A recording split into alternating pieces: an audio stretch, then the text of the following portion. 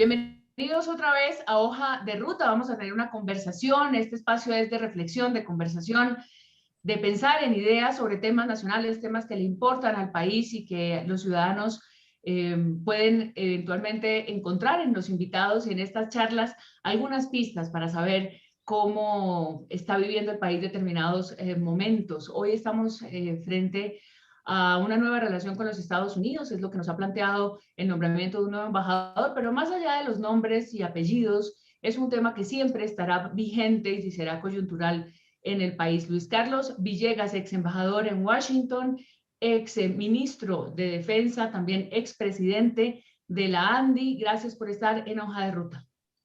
Muchas gracias, María Alejandra. Para mí es un gran gusto no solo estar en su programa, sino volver a verla y oírla. Me alegra inmensamente. Lo mismo, doctor Villegas, aquí vamos como de pasito en pasito, ¿no? Con esta relación con los Estados Unidos, a pesar de tener una historia muy sólida, de estar pues planteada, digamos, esa relación como algo permanente y casi que necesario, por supuesto. Pero vamos de pasito en pasito, me refiero a que con el cambio de gobierno entre la administración Trump y la administración Biden, pareciera que nos perdimos. ¿En qué momento Colombia perdió un poco como esa línea o esa hoja de ruta que siempre ha existido en las relaciones con el país del norte? Sí, desafortunadamente en los tiempos recientes se ha perdido uno de los ingredientes que hacía la relación de Colombia con los Estados Unidos una relación absolutamente madura, fuerte, que podía sobrevivir a los avatares internos de la política, tanto allá como aquí, y que tenía en los funcionarios públicos, tanto diplomáticos como de la rama ejecutiva, inclusive del Congreso, tanto allá como aquí, un lenguaje y una narrativa común sobre los problemas y los intereses comunes. Y eso se perdió en el momento en que desde la política colombiana, desde algún extremo en la derecha, pues resolvimos que había que meterse en las elecciones de los Estados Unidos y tomar partido, y que había que apoyar candidatos a la Cámara de los Estados Unidos, y que había que públicamente decir que sería para esas personas en Colombia muy grato y conveniente la reelección del presidente Trump, descalificando inclusive al presidente Biden, que a la postre ganó la presidencia de los Estados Unidos.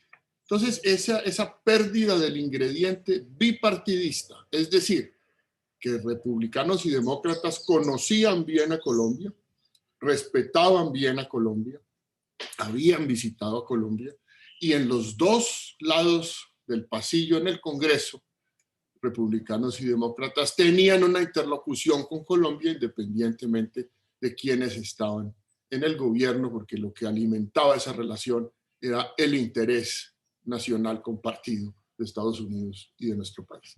Eso se perdió y eso pues ha traído dificultades. Yo creo que hemos sido notificados del dolor que generó, de la herida que genera en el Partido Demócrata, el hecho de que se hayan perdido curules por la intervención del Centro Democrático en Colombia y en Miami, el hecho de que se haya tomado partido público, el hecho de que se haya desechado una agenda construida durante tantos años, pues repito, en defensa de esos intereses. De manera, María Alejandra, que vivimos una época de desmonte del apoyo bipartidista y pues por supuesto ahora se trata de pasar esa página y reconstruir esa relación bipartidista que es la que mejor atiende el interés nacional.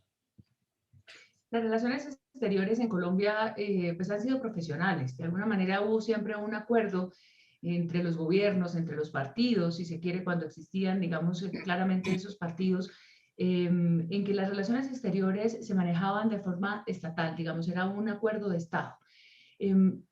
Pareciera hoy, frente a esta situación en Estados Unidos, y también habría que decirlo que en Europa, que se perdió ese pacto y desde hace unos gobiernos para atrás se generó una ruptura dentro del mismo establecimiento colombiano o dentro de la misma, digamos, dirigencia política colombiana, pasaron ese límite donde las relaciones exteriores se convirtieron en un bastión político, que, digamos si se quiere.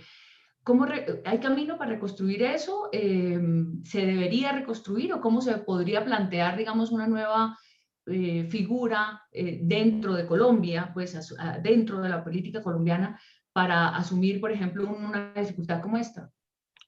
No solo hay camino y necesidad de que encontremos ese camino, sino que hay instituciones.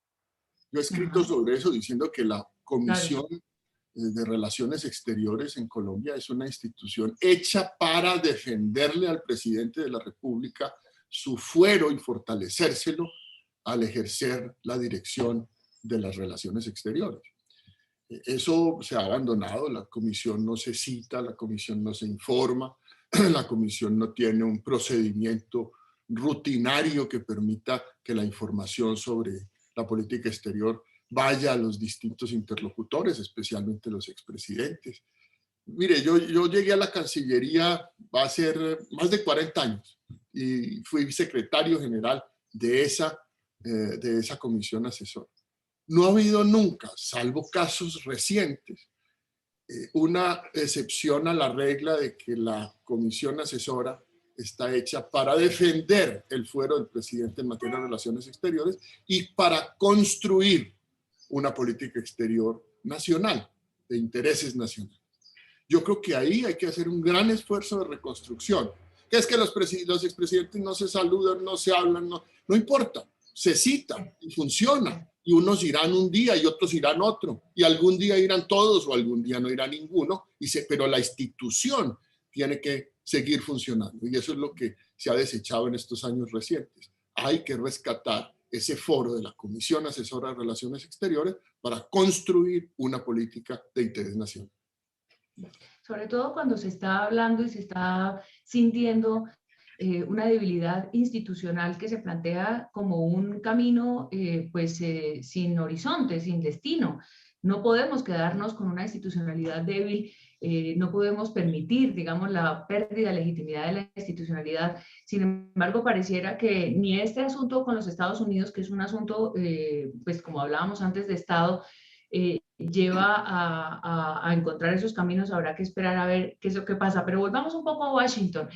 Usted que estuvo allá, usted que representó a Colombia además en unos momentos fundamentales, tanto de el asunto de la seguridad, que ha sido siempre uno de los lazos que nos une, el tema del narcotráfico, pero también la perspectiva del acuerdo de paz.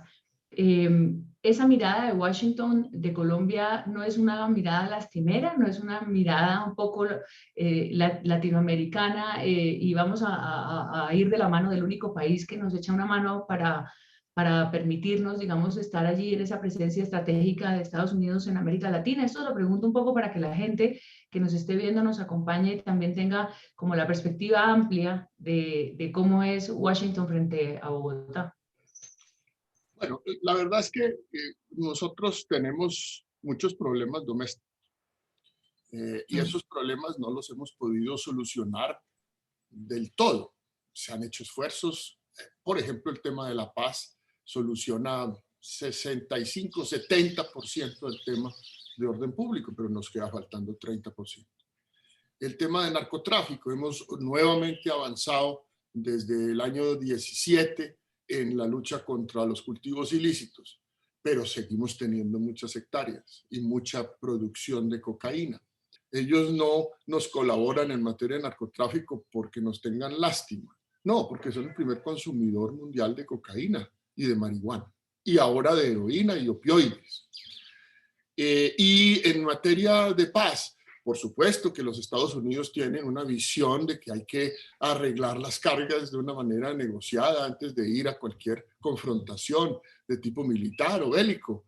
Pero también está cruzado ese tema de la paz por la seguridad. Tener una Colombia más tranquila, en paz, sin grupos alzados en armas, sin grupos armados que pongan en peligro la seguridad regional, pues también coincide con los intereses de los Estados Unidos. Entonces, no es que nos tengan lástima, es que los temas en los cuales nosotros queremos ayuda son también temas cruciales para los Estados Unidos. En la relación del presidente Duque con Trump, nació de una especie de euforia por el restablecimiento democrático en Venezuela. Le dieron tiempo, dijeron que en 48 horas, dijeron que en menos de un mes, hicieron el concierto de la frontera, generaron una cantidad de visitas de congresistas estadounidenses a Cúcuta.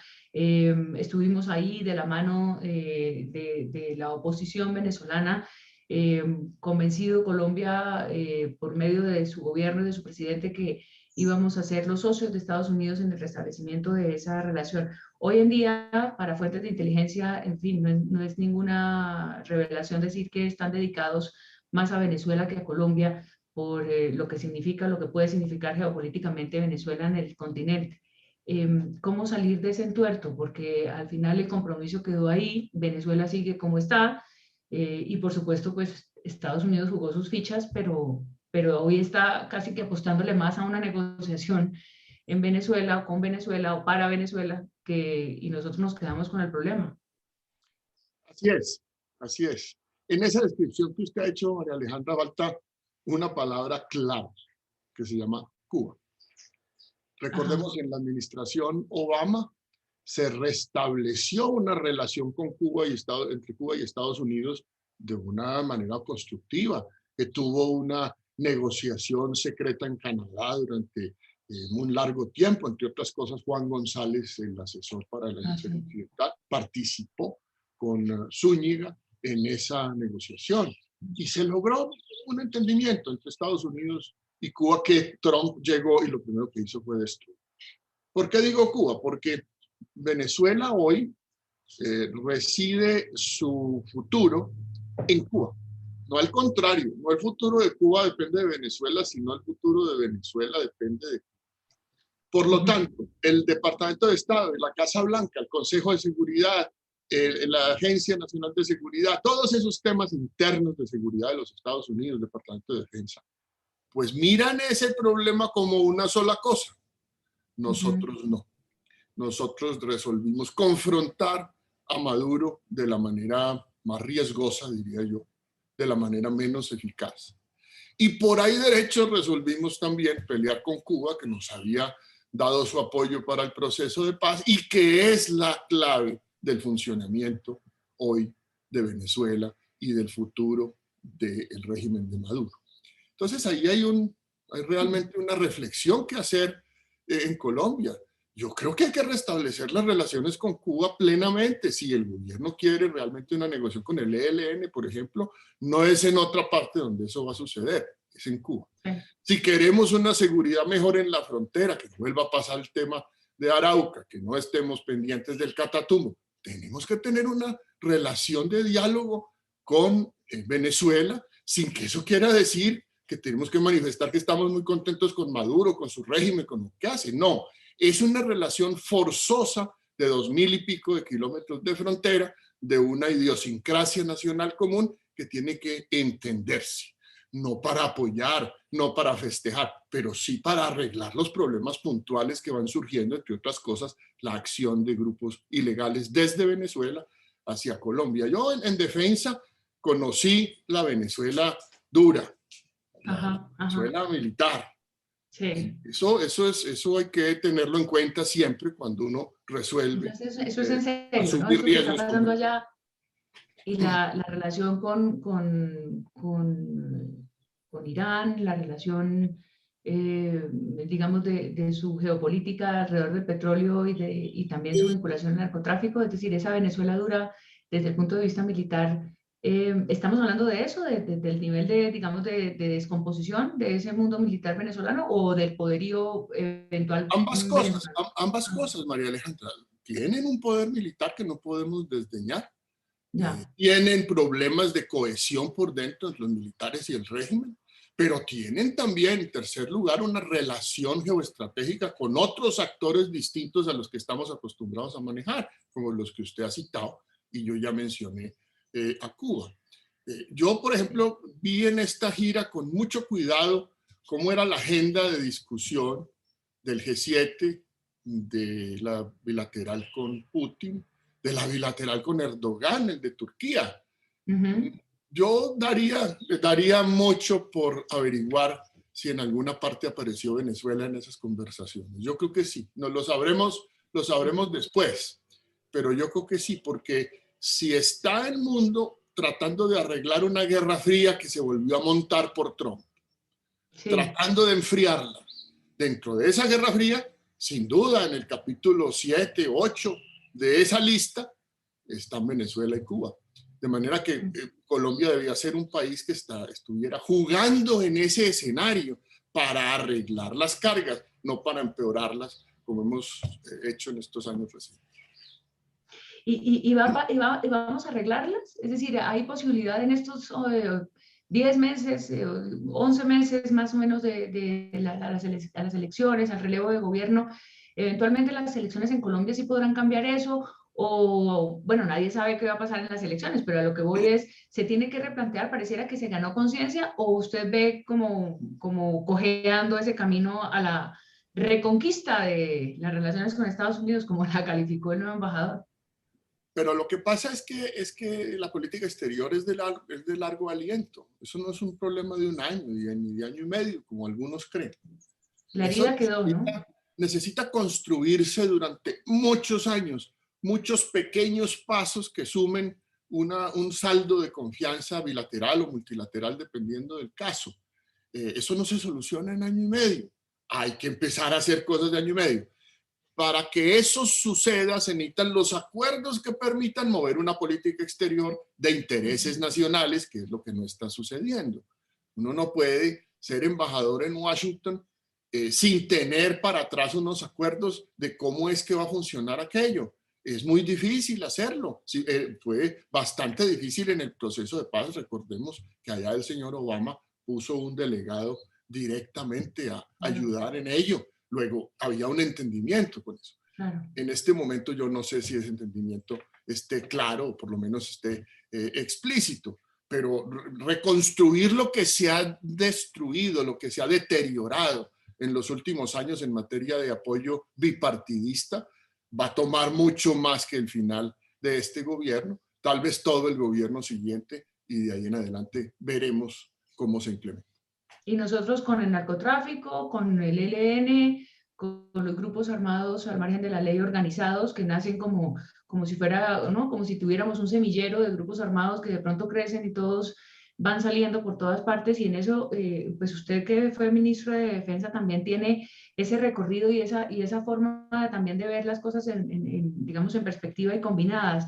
¿Qué vamos a hacer en un momento en que además se estuvo o se está, porque esto no ha pasado, eh, ante la incertidumbre de nuestra estabilidad democrática? Yo creo que a los Estados Unidos les preocupó mucho el tiempo del paro, les sigue preocupando lo que ha pasado en Colombia en las calles, la herida, digamos, lo así, en los derechos humanos, la preocupación de la reacción que ha tenido el gobierno en el sentido de no lograr una negociación con estas manifestaciones callejeras. Yo sé que la Embajada de Estados Unidos estuvo también muy preocupada tocando puertas y diciendo, bueno, ¿qué es lo que está pasando en Colombia y cómo lo van a manejar? Porque si se desestabiliza Colombia, pues obviamente eso es otro problema más en la región. Hoy frente a esa cantidad, digamos, de variables de seguridad, de estabilidad democrática, de relaciones exteriores, de cooperación, eh, ¿a usted le genera todavía una, pues, qué le genera estos días y qué le ha generado y hoy en día qué perspectiva podríamos darle en esta hoja de ruta, pues, para volver un poquito a la cordura, podríamos llamarlo de esa manera quizá? No son los Estados Unidos los únicos preocupados con lo que ha pasado en el último mes y medio. Yo creo que es una preocupación general de la sociedad colombiana y de la comunidad internacional. Porque la esencia de una democracia, la esencia, es la capacidad de negociar acuerdos para solucionar problemas o pasar de las crisis a momentos de mayor solaz, de mayor prosperidad. La tesis del marxismo nuevo latinoamericano consiste en decir la democracia hay que acabarla porque no es posible llegar a acuerdos en ella. Esa es una tesis que está en este momento en los pensadores argentinos y brasileños. Bueno, pues eso es lo que hemos propiciado al negarnos a hacer como democracia una negociación para salir de una crisis. Uno no se puede sentar a hablar de una crisis con los que están de acuerdo con uno. Tiene que sentarse con los que están en desacuerdo y han generado esa crisis. Así haya excesos, esos excesos hay que controlarlos de manera enforzada, es decir, por la fuerza. Pero los desacuerdos que han generado tensiones sociales graves en Colombia tienen que negociarse con diálogo y con negociación de verdad para poder salir del problema. Eso no ha pasado. Y eso es lo que está pasando en el resto del mundo. Eso es lo que conversaron Biden y Erdogan en Turquía. Eso es lo que trataron de conversar Putin y Biden en Ginebra. Eso es lo que hizo el G7, ponerse de acuerdo en unas cosas. Eso es lo que hizo Estados Unidos con la Unión Europea, con los ingleses. Y aquí no podemos inventarnos la democracia que no negocia, porque no es democracia. Y el problema va a continuar ahí. Y la pregunta que muchos también plantearon era si esto realmente tenía el fondo de la reforma tributaria, si la reforma tributaria y este nuevo, digamos, vacío fiscal o hueco fiscal obligaba necesariamente a tomar un camino tan drástico como presentar una reforma tributaria sin consulta, sin consenso, que pareciera se va a volver a presentar el 20 de julio. Es decir, aquí no están recomponiendo el camino. Los empresarios que usted conoce también, el mundo industrial que conoce también en Colombia, ha estado tratando como de reaccionar. Algunos dijeron, no, entonces desde la ANDI dijeron, no, nosotros pagamos todo. Ahora algunos empresarios del Valle dicen, estamos tratando de recomponer esa deuda social que tenemos y empezar a trabajar en la desigualdad. Desde ese mundo empresarial y desde el asunto económico, ¿qué tan posible es, digamos, ir planteando esa salida? No hay que aprovechar un tsunami para hacer reparaciones en la casa de la playa. Y eso fue lo que pasó. Una reforma tributaria que pretendía hacer todo lo que no hemos hecho completamente en los últimos 50 años, en el peor momento de la economía colombiana de su historia. Eso pues no necesita lectura de ciencia política muy larga, ¿verdad? Esa fue la gota que llena la copa. Pero por supuesto que hay detrás una agenda de jóvenes que se nos había quedado entre el tintero, que hay unas agendas regionales que no se han tomado en cuenta debidamente, que la tensión del encierro ha puesto a nuestra sociedad en un estado de angustia que ha sido puesto de presente en todas estas manifestaciones, inclusive con violencia. Yo no dudo que la violencia e intervención extranjera, interna de los grupos armados, todo eso debe ser cierto, pero eso no explica lo que ha pasado. Eso necesita un tratamiento político, necesita un tratamiento de solución democrática mediante una negociación de un acuerdo que permita seguir adelante. Se habló de la posibilidad de que lo que se estuviera gestando con esa participación violenta, externa, etcétera, respondiera a una estrategia pues casi de insurrección y que eso llevara eventualmente a un tratamiento de orden público, un tratamiento militar. Conociendo usted los militares, las Fuerzas Armadas de Colombia, conociendo también ese margen de maniobra para tomar decisiones y ante la ausencia de la política, porque uno lo podría llamar un poco así, ¿habría o hubo algún momento, o hay, porque no podríamos hablar en pasado, la verdad es que la situación es muy confusa todavía, algún riesgo para que eso se dé, para un tratamiento militar, esos primeros días donde veíamos los excesos de la fuerza pública, las denuncias de los jóvenes, bueno, los muertos, los asesinatos, las desapariciones, que todavía no sabemos, o sea, cómo el Estado no ha logrado decirle al país claramente qué fue lo que pasó, pero bueno, eso es un paréntesis. ¿Habría posibilidad de alguna, digamos, movimiento militar alrededor de esto en Colombia que pudiera incluso desafiar el poder democrático? Yo creo conocer bien a nuestras Fuerzas Armadas y por eso les tengo un respeto y un aprecio y una admiración que no tienen límite, porque pude conocer su ADN, un ADN que se ha modificado hacia una modernidad de lo militar y lo policial dentro de una democracia del siglo XXI a una velocidad como tal vez en ningún otro país en desarrollo en el mundo. una democracia respetada unas fuerzas militares respetadas por las democracias más desarrolladas del mundo, por sus colegas militares y policiales en el resto del planeta. Eso me permite responderle a esa pregunta concreta diciendo, yo no creo, nuestra fuerza armada es una fuerza hoy absolutamente institucional y democrática. Dicho eso, dos acotaciones. Una, el intento de politizar a nuestras fuerzas militares es un pecado que no se ha pagado, no se ha expiado todavía suficientemente.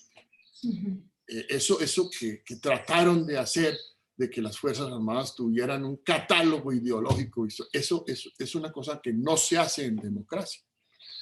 Eso sucedió y eso tuvimos que enfrentarlo para poderlo disminuir y para poderlo paliar.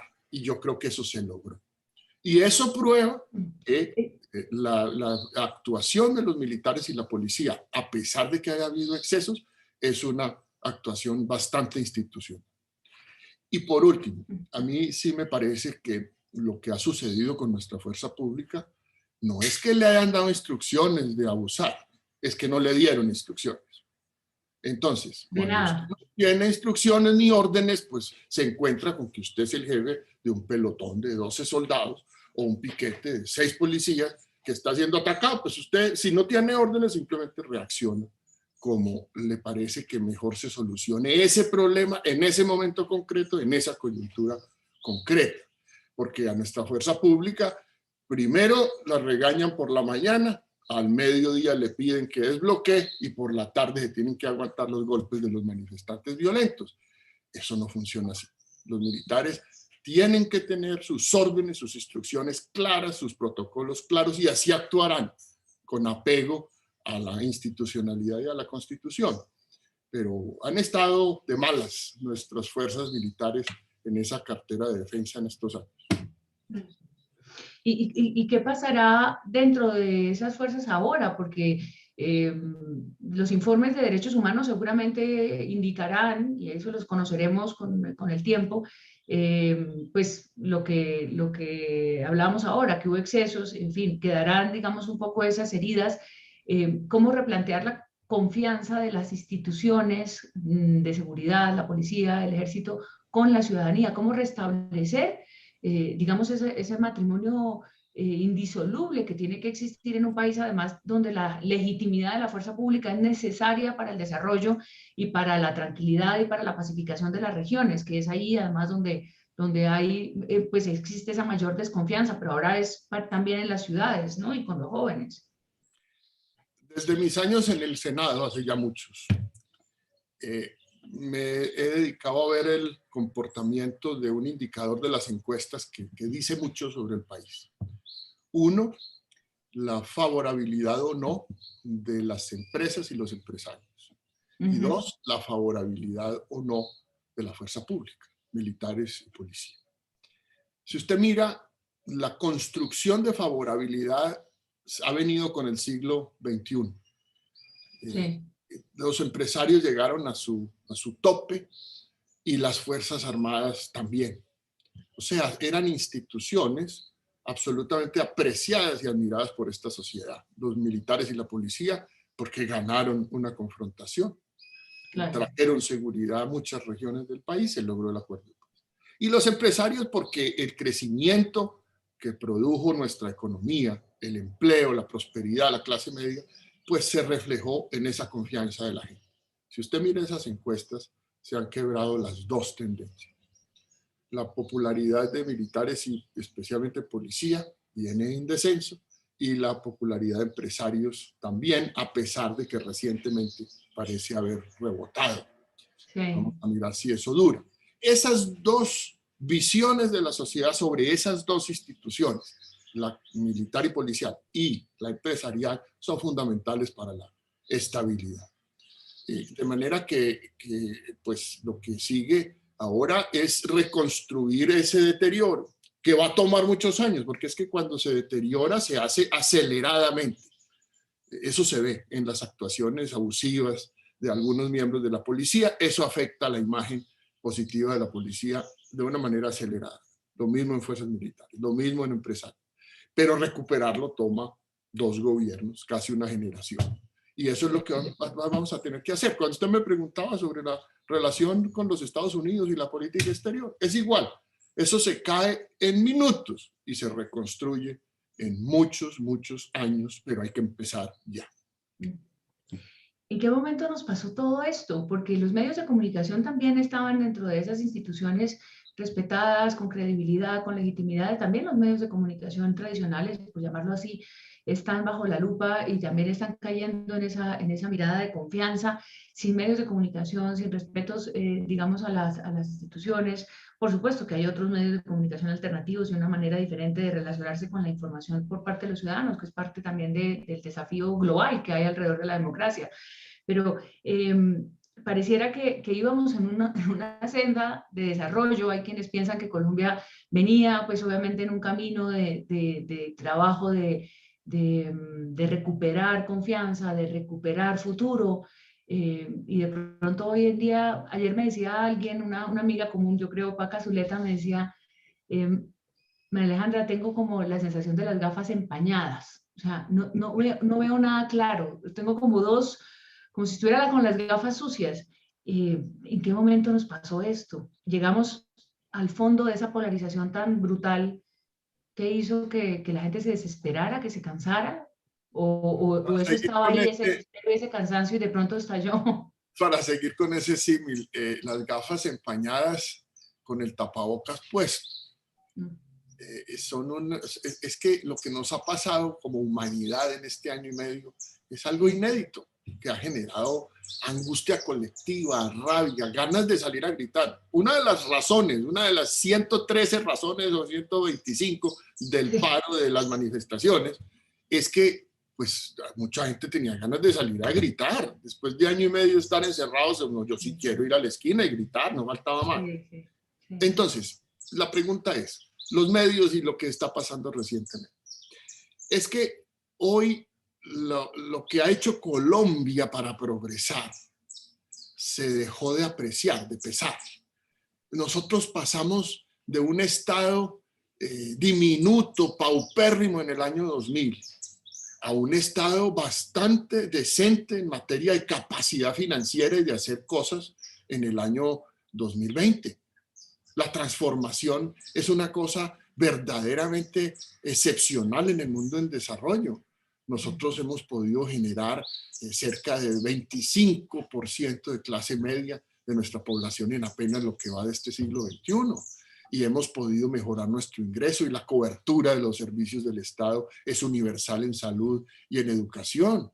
Y en seguridad, con todos los defectos, hemos podido pasar de unas regiones donde no se podía ir a unas regiones que hoy están produciendo desde lo rural y que generan riqueza para nuestra economía. Entonces, ese gran cambio, que es un cambio que debería uno parar y analizarlo para poderlo ponderar bien, es un cambio tan dinámico que no da tiempo de mirar hacia atrás, se vuelve aspiracional. Es decir, que ese ritmo la gente considera que debe mantenerse siempre hacia adelante. ¿Por qué? Porque no hay cosa que aterre más a una familia de clase media que ha ascendido de la pobreza a que por circunstancias que no están bajo su control la devuelvan a la pobreza. Eso sí no van a dejar que suceda. Entonces, lo que tenemos ahora que hacer es el gran esfuerzo con un Estado que debe más plata, que ha gastado mucha plata, que va a tener problemas de financiación, que tiene que hacer una reforma, una ley de financiamiento primero y después una reforma tributaria, para que esa gente, esos colombianos, millones que ascendieron a la clase media, no se devuelvan a la pobreza. Hay que mantenerlos allá y seguir subiendo gente de la pobreza hacia la clase media. ¿Cómo se hace eso? Solamente con acuerdos. Eso a punta de ideología de los extremos, en derecha o izquierda, no vamos a ser capaces. Un acuerdo, doctor Villegas, un acuerdo importante, necesario, digamos, ya inaplazable. Un acuerdo inaplazable es lo que necesitamos, ¿verdad? Algunos dicen, ok, van a llevar una agenda legislativa al Congreso, otros dicen tramitarlo por vía consulta popular, otros, por supuesto, casi hay un consenso en descartar cualquier escenario constituyente. Estamos en periodo electoral. ¿Qué fuerzas, qué sectores, quién puede empezar a coordinar, digamos, o a convocar a un acuerdo? Las Naciones Unidas nos estaban ayudando en la mediación, la Iglesia estaba ayudando en la mediación, pero parecen insuficientes. La clase política está ahí, digamos, más allá de lo que pueda aportar o no en este momento. ¿Usted ve algún escenario posible, digamos, de quién convoca, cómo convoca, en dónde se encuentran las partes, cuáles son las partes? Además, ¿cómo podría armar uno ese muñeco? Vamos a empezar a recibir presión de la comunidad internacional sobre eso. A mí no me cabe duda. Con los Estados Unidos, la agenda que ya nos han dicho explícitamente que hay que adelantar es apoyo al proceso de paz con las FARC, búsqueda de nuevos acuerdos de negociación para frenar la violencia, apoyo y ejecución del acuerdo sobre narcotráfico que se firmó en 2016 hasta el 2023 para reducir las hectáreas en el 23 a 75, 80,000 hectáreas. Eso hay que mantenerlo. Y viene el tema de Venezuela y Cuba que nos va a tocar también administrar. Y a eso se suma la necesidad de que por dentro hagamos unos esfuerzos para que esta democracia haga transiciones a las elecciones próximas y a las de más adelante, del 25, 26, para alcaldes, para presidente, para Congreso, con una capacidad institucional suficiente que no ponga en riesgo la estabilidad de la región y la seguridad de la región. Eso va a empezar a salir de los Estados Unidos ya, de la Unión Europea, donde también nos han insinuado, y de la región no nos ha salido porque no hay quien. Brasil está lleno de problemas, Chile está lleno de problemas, Argentina está lleno de problemas, México está lleno de problemas, de manera que no es que nosotros seamos los únicos con problemas, pero sí somos los únicos que habíamos tenido una relación privilegiada con los Estados Unidos y que hay que reconstruir a una gran velocidad. Por eso yo, por ejemplo, no entiendo cómo nuestra ilustre canciller va a Europa a decir que la relación con los Estados Unidos no es importante, sino que para eso está Europa. No. Eso tiene que quedar claro, que tenemos que tener buenas relaciones con todos. Para eso son las discusiones de una comisión asesora de relaciones exteriores. ¿Cómo se hace ese acuerdo por dentro? Que haya gente que tenga ganas de hacerlo y que haya Con voluntad, ¿no? disponibilidad para hacer esa convocación. Pero si nadie quiere hacer acuerdo y el gobierno tampoco quiere hacer acuerdo, pues no va a haber acuerdo y que sálvese quien pueda. Eso a mí me parece que da al traste con los intereses nacionales. Yo he dicho en esta entrevista que usted acuérdese que hace muchos años que no doy una tan larga y tan... yo sé. Pero ha estado suave, no hemos estado aquí a punto, yo no estoy aquí con ninguna cuchilla afilada, además porque no la tengo. Que los intereses nacionales como concepto es algo que dejamos de lado. Nosotros ya no consideramos los intereses nacionales. El interés nacional es qué pasa en Venezuela. Interés nacional es cómo se maneja Cuba. Interés nacional es cómo es la relación con los Estados Unidos. Interés nacional es cómo es la relación con Europa, con Brasil. Cómo es la relación con el Caribe. Cómo es la relación con los departamentos y colombianos fronterizos, que tampoco entran en la discusión mucho.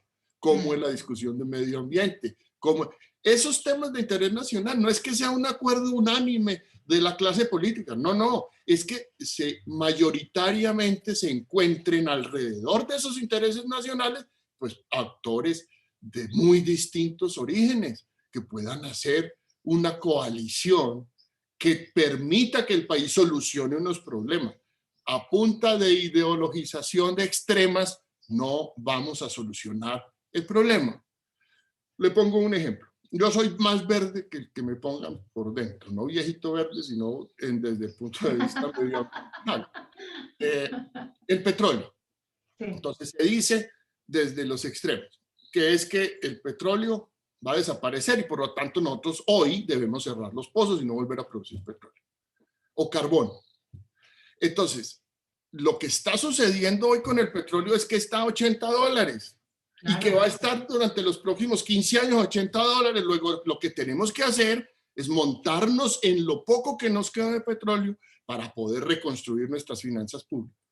Esa es una discusión que nada tiene que ver con el cambio climático de largo plazo. Es cómo sobrevivimos, pero eso necesita en el Congreso, en los medios, en las redes, que no hemos hablado de ellas hoy, Sí. una voluntad de que el país se mueva en una dirección positiva y no viva remascando pasado, remascando odios, Sí. remascando heridas que hay que cerrar. No, hay que pasar la página y arrancar con un país distinto que permita que mucha más gente quepa en las decisiones y que se pruebe, repito, yo creo que esto es crucial, que esta democracia produce acuerdos. Eso lo tenemos que probar con la gente. Si no, le estamos dando la razón a los marxistas, a los postmarxistas latinoamericanos, que esto hay que sustituirlo porque no produce acuerdos. Pues ese desafío de producir acuerdos y de reconocer nuevos participantes de este debate para esos acuerdos, digamos, es fundamental, y ahí entra el tema de las redes. Ya no hay, digamos, un liderazgo vertical y toda la democracia está tratando de encontrar los caminos para lograr que la participación que se siente, que viene, que empuja, pues entre a ser parte de esos acuerdos. Y yo creo que el Estado colombiano en general ha tenido una duda sobre, además de la democracia participativa que nos sugiere la Constitución, que nos pone la Constitución, pues empezar a construir esa participación. Y yo creo que las redes están empujando para meterlas en esta conversación, en esa participación. Lo importante es canalizar esa participación y lograr que tenga una interlocución con las instituciones a medida, digamos, que sea convocante, que sea incluyente, y estas son palabras que se van aparentemente saliendo como sueltas, pero que son necesariamente, digamos, relevantes hoy en día. ¿Cómo construir esa participación? Y ya con eso lo dejo ir a tomarse su otro café de la mañana, para que sea representativa de la calle, de la clase media, del ama de casa, del trabajador, de la clase dirigente también, del empresariado. ¿Cómo construir, digamos, ese? Finalmente es una cosa de nación y es muy difícil tener una respuesta. Rodrigo Primi en el pasado programa de Hoja de Ruta decía, bueno, hay muchas posibilidades de democracias, incluso democracia por sorteo, que fue algo bastante novedoso que planteó, y es como los ciudadanos puedan ser convocados de una manera libre y que a través de esa legitimidad, digamos, de su participación, pues pueda significar que la gente sienta que está ahí en esa mesa, en esos acuerdos, y que no sea una cosa de políticos, porque la verdad tampoco parece que fuera por ahí el liderazgo. Pero yo sí creo que el tema de las redes es crucial, como usted lo ha dicho, y no está para irse, al contrario, es un tema que No. cada vez se profundiza más en cuanto a su análisis, su discusión, y son redes que cada vez tienen mayores coberturas y mayores velocidades. Y yo creo que eso necesita también una reflexión universal, pero no hay que esperar en Colombia a que la reflexión sea en otra parte, la tenemos que hacer nosotros también. Eso que menciona Oprimi está en un libro de un francés de apellido Rousseau, como el otro pensador Sí. de hace más siglos, que propone una asamblea permanente donde la gente pueda ir a proponer a través de las redes sus temas. Una Sí. asamblea que no es el sitio, la curul de la persona no es permanente, sino va, pone su tema, lo argumenta y se va. Eso hace parte del Estado y se procesa en una relación después con los que hacen las decisiones formalmente, como el Congreso, como las Cortes, como el Poder Ejecutivo. Eso, pues, ¿por qué no ensayarlo? ¿Por qué no mirar? ¿Por qué no explorar? Eso es la mesa, esa es la mesa famosa. Esa es Esa la es la mesa mesa. famosa que la hemos desechado. Pero eso hay que darle un protocolo y hay que darle una manera y hay que darle respuestas, salidas, checks and balances, contrapesos, para que por ahí también la sociedad vaya sacando un poco de vapor toda esa presión por dentro que nos ha generado también esta pandemia. Yo vivo muy sorprendido con las redes, María Alejandra. Ahora que he estado encerrado este año y medio, he visto la presión que las redes ejercen sobre un ciudadano común y corriente. No es al contrario, no es el ciudadano presionando las redes, es lo que viene por esas redes, que se entraron que quemaron, que mataron, que la señora se voló, que es que el ladrón lo cogieron, que es que la policía, que es que eso es una cosa que para la manera de ser humana es absolutamente nocivo. Eso destruye la estabilidad psicológica individual y colectiva. Eso tiene que tener un tratamiento y una discusión. Bueno, que las redes sí son un gran avance, ha mejorado, la gente vive mejor, trabaja mejor con las redes, pero la sociedad está bajo presión de las redes, no al contrario, y eso lo tenemos que reflexionar mejor. Bueno, finalmente hay un estado de ánimo y hay obviamente una relación clarísima entre el estado de ánimo y la posibilidad de cualquier sociedad de recomponerse y de salir adelante para encontrar pues un rumbo, un futuro. ¿Cuál es el estado de ánimo hoy? ¿Cuál es la definición que usted le pondría al estado de ánimo que tenemos hoy cuando vemos eso, cuando estamos en las redes, cuando salimos a la calle, bueno, no salimos mucho a la calle, ¿no? Pero cuando salimos a través de la televisión, de los medios, en fin, no sé. A mí me preocupa mucho esto porque me preocupa, no me interesa mucho esto de gestionar las emociones en la sociedad, porque yo creo que ahí es donde se toman decisiones a veces equivocadas y muchas otras, pues, digamos, acertadas. Esto es como una especie de terapia la que necesitamos vincular también a escenarios pues, objetivos y racionales, como los que hemos estado conversando hoy.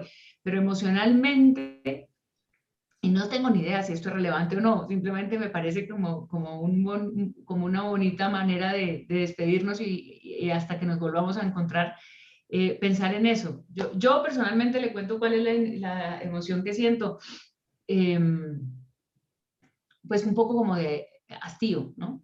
Siempre hemos tratado de solucionar las cosas hasta un punto y nunca se terminan de solucionar bien. Y creo que la gente está hastiada de volver a hacer de tener un camino mediocre de solución y no llegar al fondo. Llegar al fondo es riesgoso seguramente, pero no sé cuál es la emoción que usted piensa que está por ahí en este momento de Colombia. Me hace acordar de una obra maravillosa de pintura que está en el Louvre de París, de Le Corbusier, que se llama Angustia. Y es la imagen grande, es un gran cuadro de un joven, no más de 17, 18 años, con el pelo largo despeinado, las manos atrás, mirando hacia arriba con una expresión de incertidumbre. Yo creo que eso es lo que estamos viviendo hoy, angustia.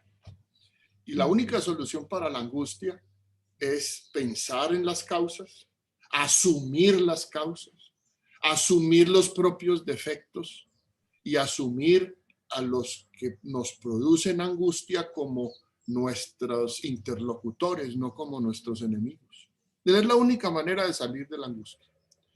Eso nos genera la posibilidad de dar esperanza sobre un futuro mejor, sobre pasar la página y empezar a construir nuevamente país. Eso es posible, porque con angustia lo único que vamos a terminar generando, desafortunadamente, es más violencia, y eso me parece que no es lo que nos merecemos como país después de tantas angustias que hemos pasado en todos estos años hacia atrás.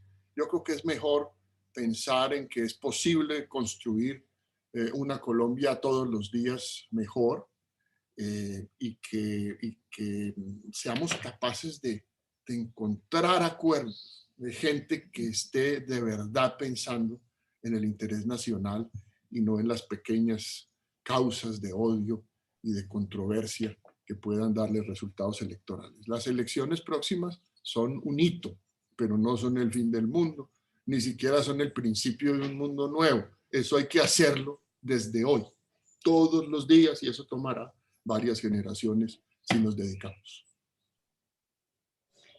Pues para eso voces con experiencia, con conocimiento del país, con recorrido, con sensibilidad, con trabajo de Estado como el exministro, ex embajador, ex presidente de la ANDI, ex congresista. Luis Carlos Villegas, muchísimas gracias desde el sosiego, desde la tranquilidad, desde esa reflexión y ese interés también de querer a este país. Hace que esas palabras pues lleguen a este camino de la hoja de ruta que estamos tratando contribuir con una reflexión, con una conversación distendida y tranquila como la que hemos tenido esta mañana. Muchas gracias por estar aquí. Muchas gracias, María Alejandra, y le deseo los mayores éxitos en esta hoja de ruta que, liderada por usted, con seguridad los tendrá. Ya veremos. Un abrazo muy grande. Gracias. Gracias.